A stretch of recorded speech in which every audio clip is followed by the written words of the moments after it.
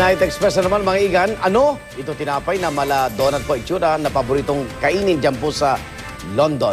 Lumayo pa si Michael sa pinakamatandang bakery sa London na gumagawa niyan. Inalam din niya kung anong lahi ang nagdala niyan sa Britanya.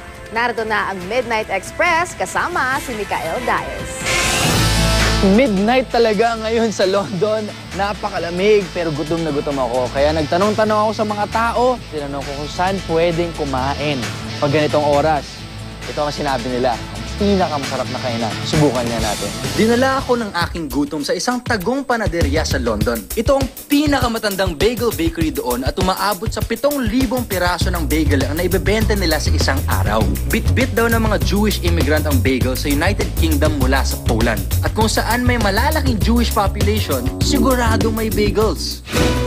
Alam niyo bang pinakukuluan muna ang masa ng tinapay bago ito ipasok sa oven?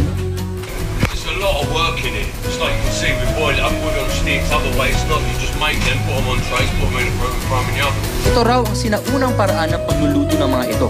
First time ko makita na sila gumagawa ng bagel. Hot salt beef bagel.